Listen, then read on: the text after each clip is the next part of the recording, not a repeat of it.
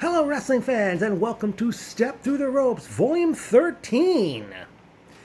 Now, many remember the late Owen Hart as a great competitor whose life was unfortunately cut short back on May 23rd, 1999, due to a tragic accident.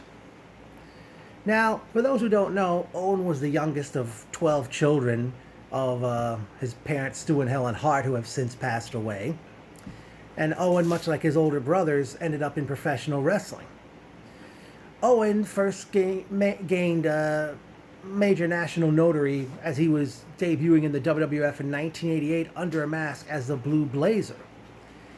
He appeared on the Ultimate Warriors team at Survivor Series that year in a winning effort. He joined forces with the Warrior, Brutus Beefcake, Sam Houston, and Jim Brunzell as they defeated the Honky Tonk Man, Ron Bass, Bad News Brown, Greg Valentine, and Danny Davis.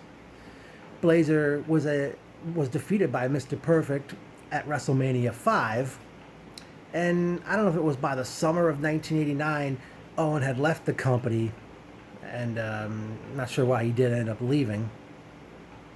But he eventually ended up appearing in WCW in 1991 for a very short period of time.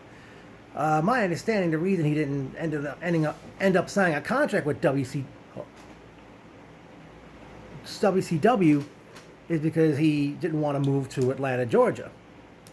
So things didn't work out. But then Owen returned to the WWF as one half of the new foundation with brother-in-law Jim the Anvil Neidhart.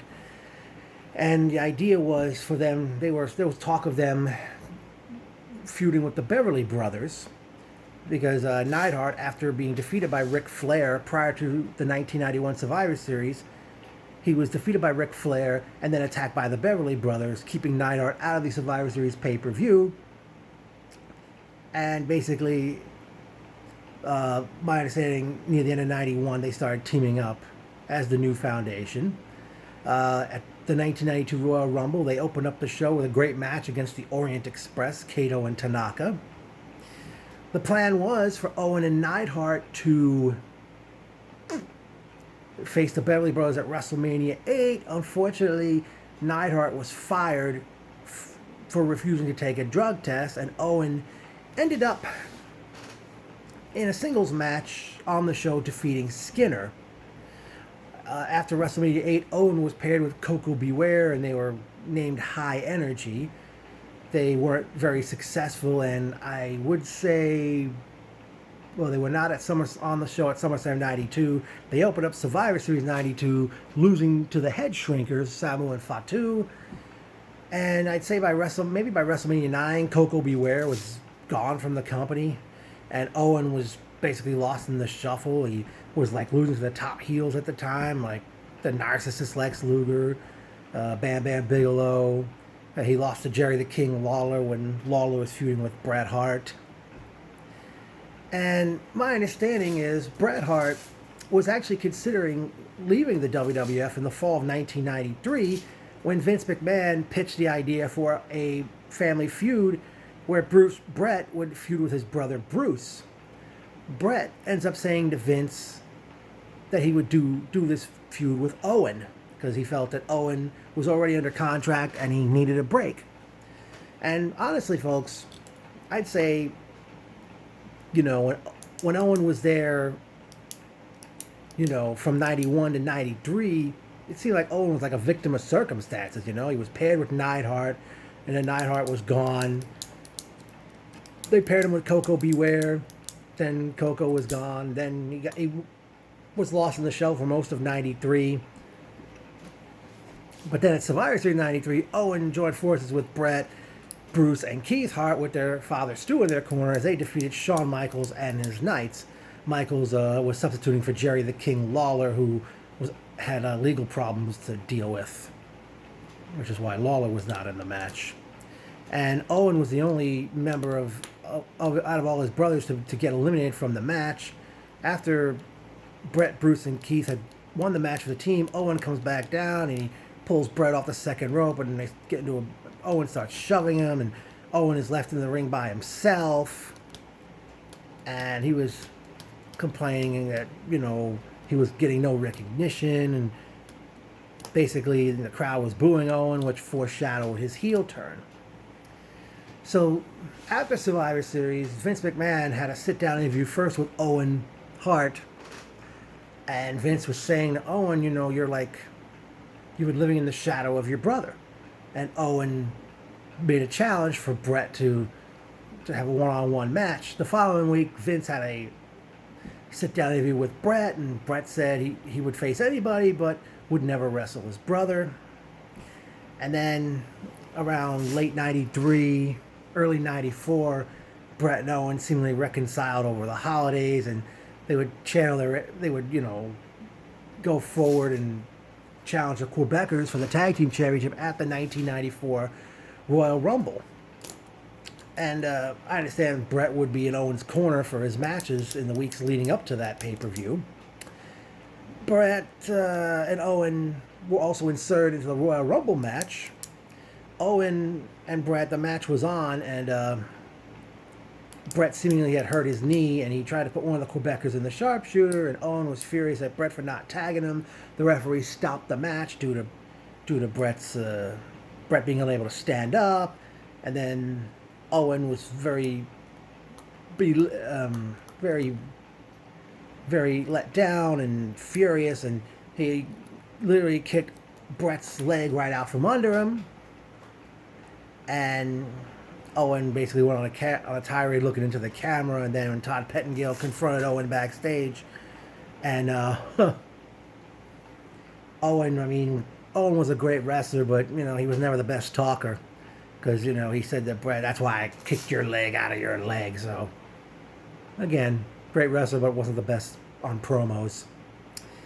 And then later that night, Owen was inserted into entered the Royal Rumble 5th, only to be eliminated by Big Daddy Cool Diesel. But Bret ended up co-winning the Royal Rumble with Lex Luger that night. So then, eventually, Bret and Owen, the match was made for WrestleMania 10 in Madison Square Garden, and on the March to WrestleMania 10, which aired 1 week before WrestleMania 20, Owen reversed a small package Bret Hart had on his opponent Crush, enabling Crush to pick up a victory. And what's odd is, and I don't know if it was just help to build, and this is what I miss a lot about wrestling, folks, the build to matches or big feuds. Because Bret and Owen didn't even butt heads between Royal Rumble 94 and WrestleMania 10. They were just kind of separate, never got in any brawls. I mean, looking back, what they could have done, even though we understand the situation now, is that Bret and Owen could have wound up butting heads in the 94 Royal Rumble match and could have eliminated each other and brawled to the back. But of course, it all ended up a blessing in disguise for Bret, as we know. So Bret and Owen, they opened up WrestleMania 10, and Owen shocked the world, defeating his older brother, which was the beginning of Owen's rise to stardom. And of course, Bret at the end of the night defeated the late Yokozuna to win his second world title, and Owen came out during the celebration, and Owen was I guess seething with jealousy, and and after WrestleMania 10, obviously the Owen Bret thing was not over, and King of the Ring 94, Owen, he wound up winning the King of the Ring tournament, just as I actually predicted. He defeated Tatanka in the first round, then he beats the 1-2-3 Kid, and then he beats Razor Ramon at the end, thanks to the late Jim Neidhart, who had returned earlier in the evening as he was in Bret's corner for his match with Diesel. Now, Neidhart cost Bret the victory against Diesel in the title match, but Bret still remained world champion because he was disqualified. And later that night, Neidhart helped Owen win the King of the Ring tournament, and Neidhart was there for Owen's coronation, where Owen declared himself the King of Hearts. Now, at the time, I know, probably some of you out there might have made this joke yourselves, but me, at that point in time, I was thinking, great, he won't be that hard to find. Just open up a deck of playing cards. I guess they just didn't want to call him the Rocket anymore for some reason. But Owen and Neidhart, they were like basically both feuding with Bret now, and I think Bret would have various tag partners working with Owen and Neidhart in the summer and early fall of that year. The Bret Owen feud kind of reached a point, or not a breaking point, but they faced each other in a steel cage match at SummerSlam '94, in a match that, in my opinion, went way too long. And sitting in the crowd was most of the Hart family.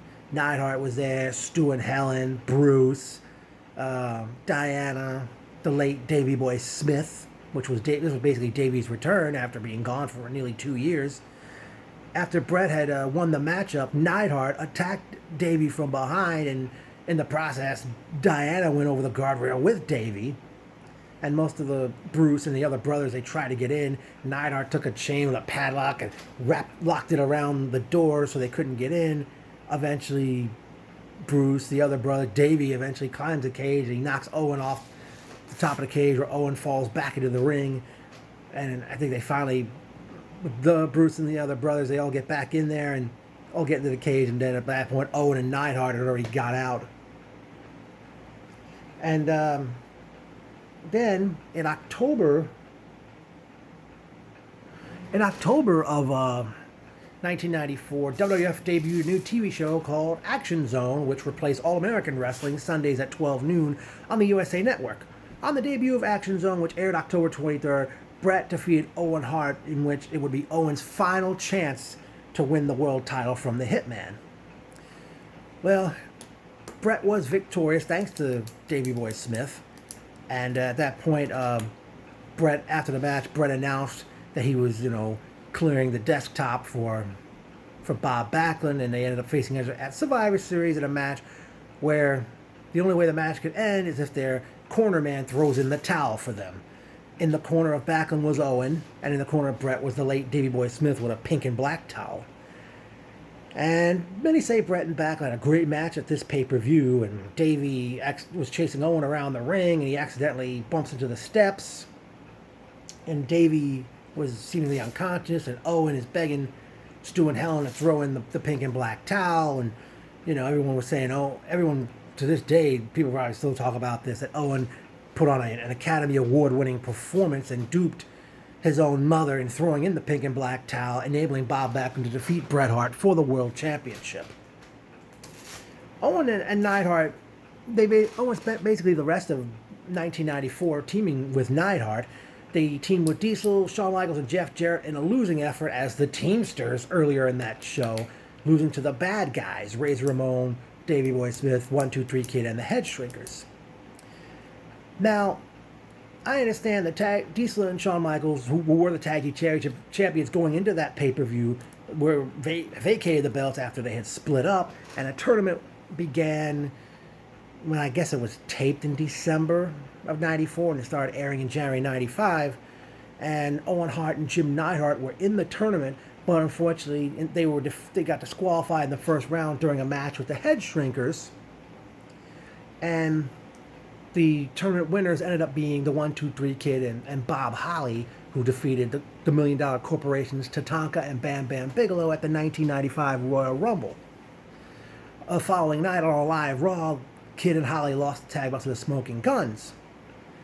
And prior to that pay-per-view, Neidhart was fired from the company, leaving Owen by himself again.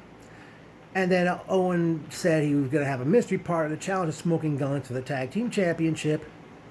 And everybody was wondering who was the partner going to be, And Owen didn't, it wasn't until WrestleMania 11 where Owen announced, he said, he beat my brother Bret at WrestleMania. And it was none other than Yokozuna, who had not been seen since losing to The Undertaker at Survivor Series 94. Owen and Yoko ended up defeating the Guns for the Tag Team Championship, giving Owen his first taste of WWF Gold. A month later, at the first In Your House pay-per-view, Owen and Yoko defeat the Guns in a rematch. Owen didn't wrestle at King of the Ring 95. Owen and Yoko, I know they did defeat the Head Shrinkers in a match on Superstars. Owen and Yoko defeated the Allied Powers at the second In Your House pay-per-view. They finally lost the belts to Diesel and Shawn Michaels, but the following day they were returned to them because Owen, the late Gorilla Monsoon, made Davey Boy Smith and Yoko tag team champions for one night only, and Owen showed up, and after Cornette's attorney, Clarence Mason, demanded that the belts be returned, they were, but then Owen and Yoko lost the belts again to the Smoking Guns. They spent the rest of 95 failing to beat the Guns for the belts. They were a part of the first ever Survivor Series wild card match in a losing effort, with Dean Douglas and Razor Ramon losing to Shawn Michaels, Davey Boy Smith, Ahmed Johnson, and Sid. The night after, Owen seemingly had made Shawn Michaels collapse during a live Raw. Owen was victorious over Diesel by disqualification at the December In Your House pay-per-view of 1995. Owen was defeated by Shawn Michaels. But then Owen, Davey, and Vader defeated Jake Roberts, Ahmed Johnson, and Yokozuna to open up WrestleMania 12. Davey and Owen defeated Johnson and Roberts to open up Good Friends, Better Enemies. Owen commentated King of the Ring 96, and I think he did pretty good. He could have had a future in that. At International Incident, Owen, Davey, and Vader defeated Ahmed Johnson, Shawn Michaels, and the returning Sid, substitute for the British Bulldog. SummerSlam 96, Owen opened up the show, defeating Savio Vega. At Mind Games, Owen and Davey won the Tag Team Championship from Smoking Guns. At Buried Alive, they beat the Guns in a rematch. Survivor Series, Owen, Davey, and the new and improved Rockers. They were defeated by the Godwins, Phil LaFon, and the late Doug Furnace. At the It's Time pay-per-view in December 1996, Owen and Davey were victorious over the new Razor Ramon, rest his soul, Rick Titan, and the new Diesel, who later became Kane. Then in, 1997, there was some friction between Owen and Davey. It looked like they were going to split up. Owen had accidentally eliminated Davey from the Royal Rumble match. At the Final Four pay-per-view, Owen and Davey were disqualified against LaFon and Furnace. WrestleMania 13, there was no winner as they went to a double countout with Mankind and Vader. From there, Mankind and Vader. Then Owen and Davey were disqualified against the Legion of Doom at Revenge of the Taker. Owen, Davey, and Jim Neidhart defeated Legion of Doom and Sid at King of the Ring 97. And I understand they were trying to push Hart Foundation as a faction at the time, but I found it ridiculous for Sid to get pinned in that one. And then one of the Hart Foundation group's greatest triumphs was a 10-man tag where Owen, Davey, Neidhart, Bret Hart, and Brian Pillman were victorious over Steve Austin, Goldust, Ken Shamrock, and the Legion of Doom. Owen was defeated by Steve Austin for the Intercontinental Championship, and I forgot to mention Owen beat Rocky Maivia, who we know as The Rock, to win the IC belt in April of 97. Owen and Davey lost the tag belts to Shawn Michaels and Steve Austin. Owen lost the Intercontinental title to Steve Austin at SummerSlam 97, where Owen accidentally injured Austin. Owen and Davey basically spent seemingly the rest of... Well, Owen kind of spent almost the rest of 97 feuding, but near the end of 97, Owen had become a babyface after Bret, Neidhart, and Davey all went to WCW, and Owen was going to be like a one-man army against the newly formed D-Generation X. Well, that was Owen Hart's first heel run from 1994 to 97. Let me know what you think, folks. Do you think turning heel was like the best thing to happen to Owen throughout his career? I think it helped him a lot, and like I said, from 94 to 97, was his best, probably his best work as a heel, because he did go heel again in '98 until the time he passed away in 1999. But rest in peace, Owen Hart. And folks, let me know what you think of this video.